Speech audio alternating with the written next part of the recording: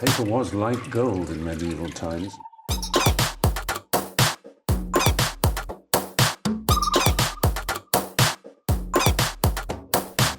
Oh, not tobacco.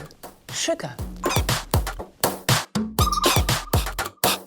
That everything we thought we knew about the world might turn out to be completely wrong.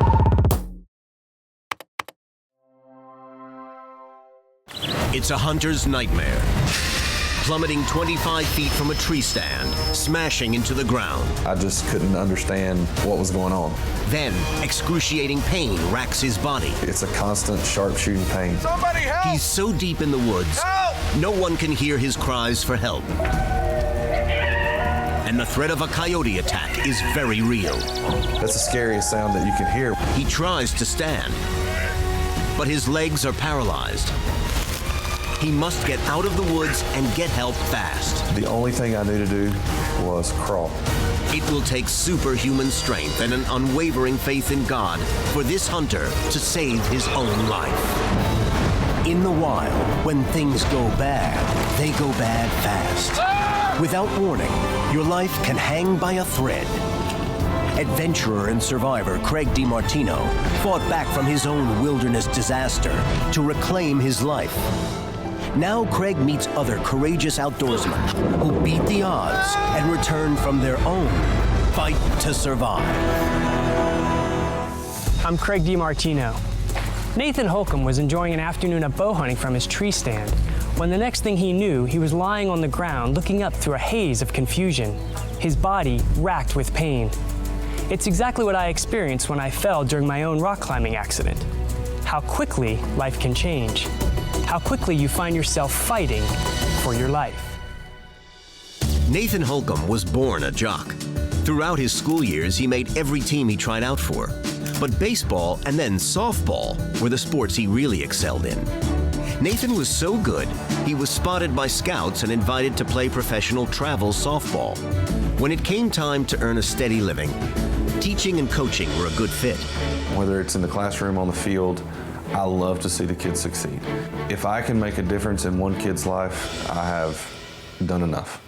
While working at Southern Alamance High School in North Carolina, Nathan became friends with the dad of one of his most dedicated student ball players. I've known Nathan 9 years. He was kind of a mentor to my son, Jeremy. You won't find a better guy. Great friend, great leader, a great mentor to everybody. What's the game plan for tomorrow? Hopefully do better than we did last year. We love to laugh, we love to joke, we love to hunt. Eddie was a champion archer besides being an avid bow hunter. He was happy to make Nathan a convert to his weapon of choice for hunting. You have to be so quiet. It's not about the kill, it's about the experience of being out in the woods and seeing all the deer. After marrying Brandy, another great athlete and coach, Nathan relocated to be with her in Tennessee. But this didn't mean he would give up hunting in North Carolina with his buddy Eddie. In September of 2010, Nathan made the 8-hour drive to Eddie's house. The plan was to hunt white-tailed deer the next day. Eddie had been hunting on 800 acres of private land for nearly 25 years. He had motion-triggered infrared cameras set up to get pictures of deer and other game day and night. I got these pictures from the camera last night. Nice. Based on the images his cameras captured, That's a nice deer. he had strategically set up a dozen tree stands.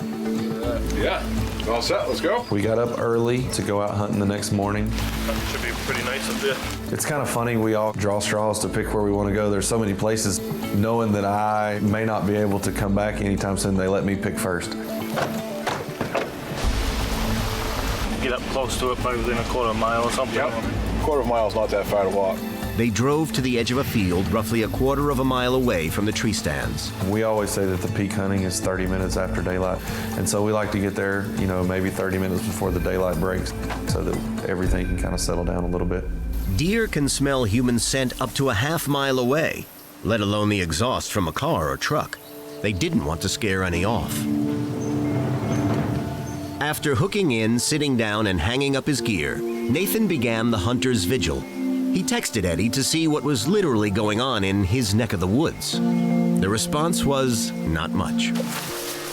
It was going to be one of those hot September days when the heat, mosquitoes, and inactivity would drive them out of the woods by 10 in the morning. You get bored. If you get in a stand an hour before daylight and it doesn't get daylight till 6 o'clock, your rear end gets sore if you sit there so long. They went back to Eddie's to get a bite to eat and kill some time before heading out again in the late afternoon. Between watching the football game and both of us dozing, it got to be later than we wanted it to be, and we rushed out of the house. A little behind schedule. We always keep our clothes in a tub that were unscented, and I'd never seen Nathan hunt without a harness on, never, not one time. And he left his harness laying on top of his tub. I literally walked right past it that day. Nathan picked a different location for the afternoon hunt. Let me start this place, a little bit tricky. This time, he needed Eddie's ATV to get to his spot. All right, good luck. Eddie said, okay, you know where everything is, I'm going right up here, and he showed me right where he was going. I said, okay, text you in a little while. The place where Nate was hunting that day was an overgrown field. It had overgrown grass about waist high. We called it the little field. It hadn't been hunted yet at all that particular season. Nathan drove the ATV to the edge of the woods and parked far enough away so the deer wouldn't hear it or catch the scent of the exhaust. That left him around 300 yards to walk to the stand. The stand is about 25 feet off the ground up in this big tree. I latched my bow to the pull-up rope, put my backpack on my back, and started climbing up the tree.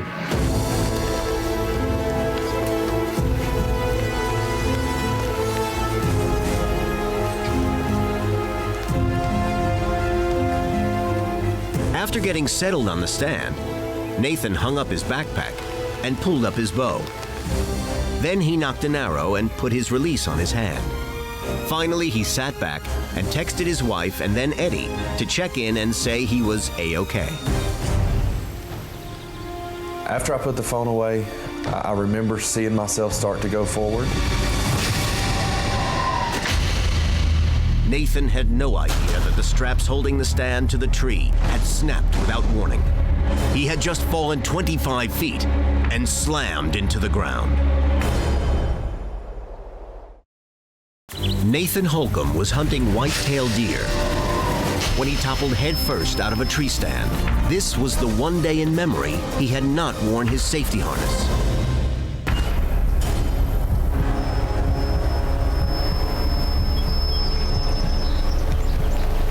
And the next thing I remember is I look up and I'm laying on the ground.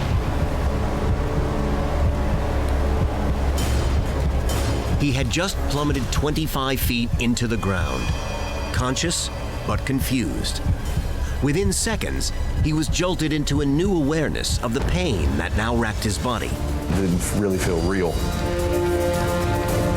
I just couldn't understand for a minute what was going on. The pain was excruciating. Blood was pouring out of his mouth. He had damage to his ribs. His right wrist was broken, and one finger was dislocated. But worse, he couldn't feel his legs. So one of the things that kind of struck me with your story was... Craig DeMartino fell 100 feet in a rock climbing accident. He was struck with the similarities of Nathan's story. When I was looking back up at the cliff, I just couldn't figure out what had just happened. And what was that like when you realized I'm on the ground looking up? I was a little bit confused, and I knew that I needed to call for help, so I started trying to reach and grab my cell phone because I knew I just had it and realized I'd left it up in my backpack. I tried to stand up 3 times because I knew I had no feeling in my legs. Were you scared? Were you panicking at that point? In the beginning, you always think the worst. Oh God, I know that it's broke. I'm going to be paralyzed from the waist down for the rest of my life. Help! Somebody help! Help! I yelled for help. I mean, that's what you do if you're in trouble, right? You yell for help, for somebody to help you. Right. I knew the closest person was Eddie, and he was a mile away. Right. There was no chance he was going to hear me yelling for help.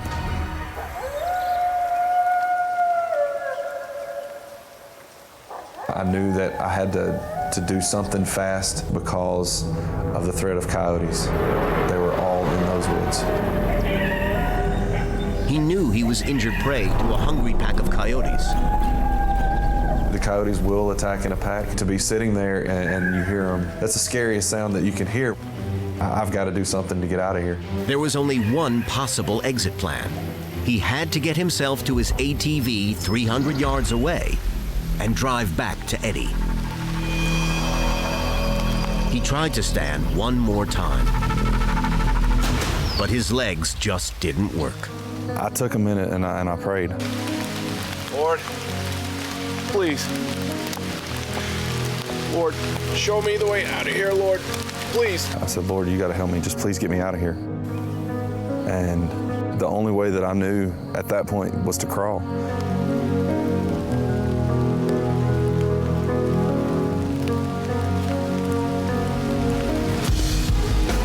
I rolled over on my belly, used my elbows, and I crawl like an army.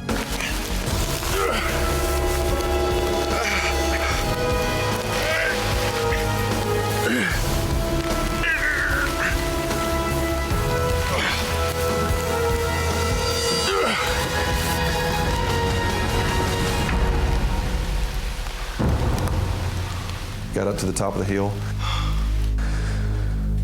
and I had only gone probably 50 yards and I was exhausted.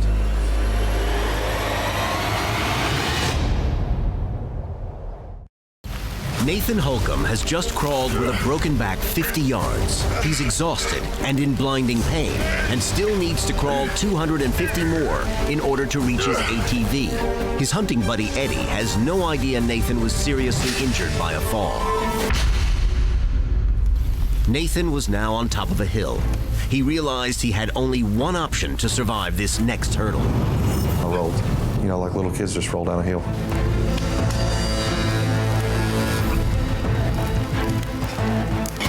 I get down to the bottom, and at this point, I'm in pain, but adrenaline has taken over. Angels took over, something took over, because I should not be able to move with the amount of pain that I'm in. The amount of blood that I've got coming out of my mouth is unbelievable.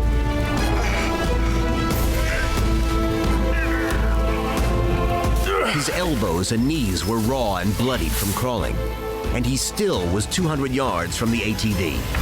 Even worse, it was uphill from where he now was.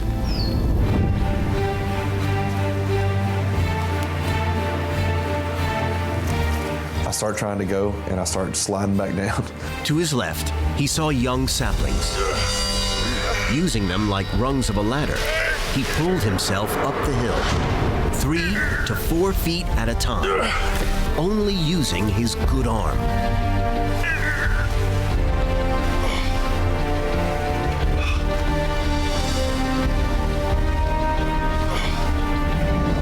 Finally, Nathan reached the ATV. I pull myself up on the edge of my four-wheeler. I lay my chest on it just to rest for a second, and when I did, I lost my balance and I fell off. So I had to start all over again. Nathan tried one more time. And that's when I really started to panic, because I knew that this is how I get to my help. Right. And I can't get on my help. Right. And it was so frustrating that I remember sliding off for the second time and thinking, I've got to get on this thing or I'm not going to make it. I have to do this. Right. And that was the hardest part.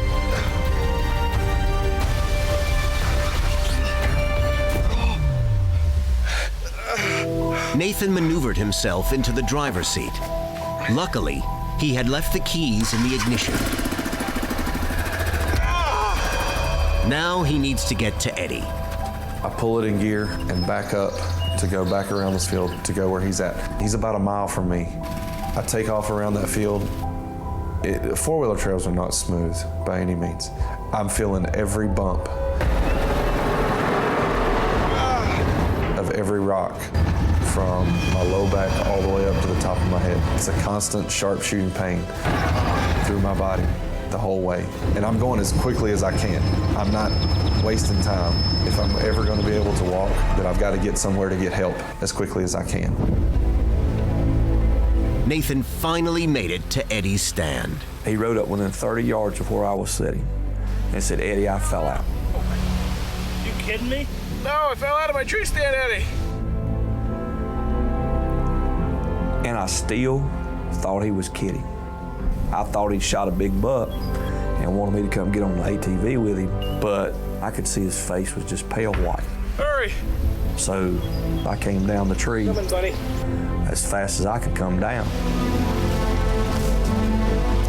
All right. I can't feel my legs, Eddie. I could see his right wrist was broke. And I'll never forget the look on his face. And I knew Nate, Get you some help, hang in there. with what he had going for him in life, that there was a chance that this guy would never be the same again. 911, what is the address of your emergency? Oh, yeah, my buddy just fell out of his tree stand. Here, buddy. Eddie had taken advanced life-saving courses, so when he called 911, he gave them critical information about Nathan's I injuries. told the lady that he had a spinal injury. He can't feel his legs. I said he may have already done more damage than need be.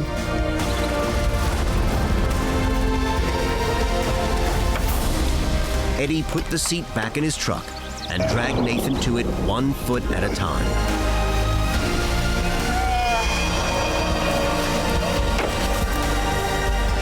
On the drive back into town, he helped Nathan make calls I'm gonna call Brandy for you, okay? to his wife and mother, who were both hours away. Brandy? Move forward. Brandy, hey, it's me. Hey, I fell out of my stand. I'm hurt bad. Eddie drove Nathan to the volunteer fire station, where a waiting life flight helicopter flew Nathan to UNC Chapel Hill Hospital.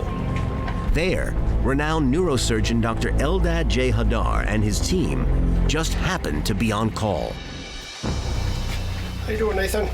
Not so good. You've hurt your back badly. The x-rays are show a lot of damage in there. We're going to have to get you into the OR right away. Am I paralyzed?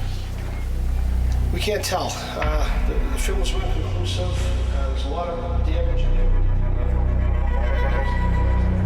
When the doctor gave Nathan the prognosis, Nathan had the most hollow eyes I've ever seen on anybody. And that's when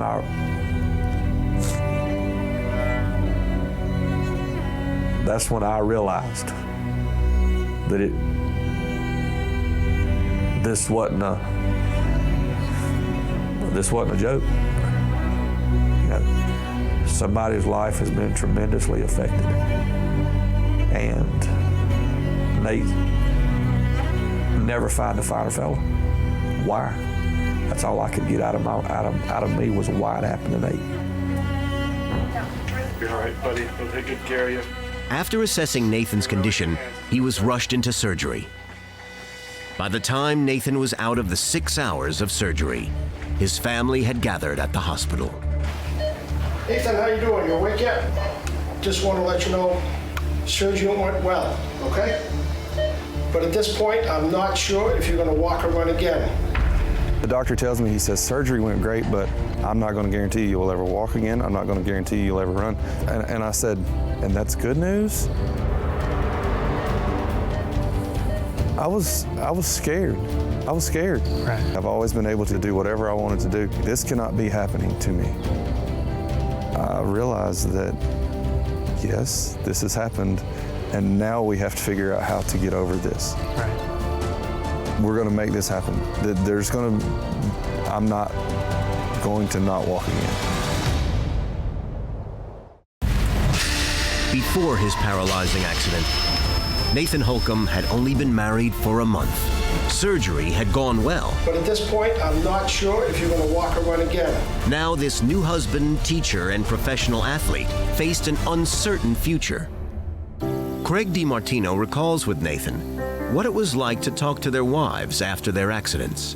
One of the hardest things for me was talking to Cindy. When you saw Brandy for that first time, what was going through your mind? You know, I told her she didn't sign up for this. Oh, yeah. You know? Yeah. Right. Why should my new wife have to push me around in a wheelchair for the rest of my life? How fair is that? I really didn't know what to say, but I'm so glad you're here. And what was her reaction when you said it? I'm not going anywhere. Right. What do you think it's done for your marriage? We spent a month out of the first 2 months of our marriage in the hospital. It made us so much stronger. Right. You never really know somebody until you go through something like this.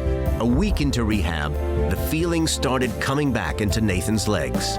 4 weeks later, he walked out, aided by a walker, and began a period of outpatient physical therapy. What was it like for you? Was it just this demoralizing grind? I mean, for me, it was really, really hard and humbling. What was it like for you? We're going to teach you to do all these things all over again, just like you're a baby. Right. We're going to teach you to take your first step again. They had to teach me to stand up. I'm 260 pounds of athlete. There's zero chance I should be in here right now. But boy, did they put me through the ringer and put me to work. 8 months after Nathan's surgery, he was able to suit up and play ball in a local game. It was kind of like a baby taking his first steps. I was so nervous. There you go. And I hit a home run. That's kind of when all the emotion kind of caught up with me. Nathan still hunts. He had some good luck on his first outing back in the woods with Eddie. Being the hunter that he is, he had a 5-pointer come in that day. And he said, "Hey man, I've got a 5-pointer out here." I said, "No way." I said, "How long has it been since you shot a deer?" He said, "Oh, I'm not gonna shoot that, it's too little." He said, "I just enjoy the hunt." Hey, we're gonna pray. Can you close your eyes? If it weren't for God, the power of prayer, Thank you, God, for this food. Amen. I'll tell you right now, he wouldn't be walking. He wouldn't be putting one foot in front of the other.